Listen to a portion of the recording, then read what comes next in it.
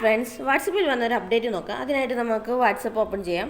എന്നിട്ട് നമുക്ക് ആർക്കെങ്കിലും മെസ്സേജ് അയക്കുമ്പോൾ നമുക്ക് ഇവിടെ ഒരു അറ്റാച്ച്മെൻറ്റ് ഐക്കൺ ഉണ്ടല്ലോ, അത് ക്ലിക്ക് ചെയ്തിട്ട് ഏതെങ്കിലും ഇമേജസ് നമ്മൾ സെൻഡ് ചെയ്യാൻ നോക്കുമ്പോൾ നമുക്കിവിടെ ഗാലറി എന്നതുണ്ട്, അതിൽ ക്ലിക്ക് ചെയ്ത് നമുക്ക് നമ്മുടെ ഫ്രണ്ട്സിന് ഏതെങ്കിലും ഇമേജസ് സെൻഡ് ചെയ്ത് കൊടുക്കണമെങ്കിൽ സെൻഡ് ചെയ്ത് കൊടുക്കാൻ സാധിക്കുന്നതാണ്.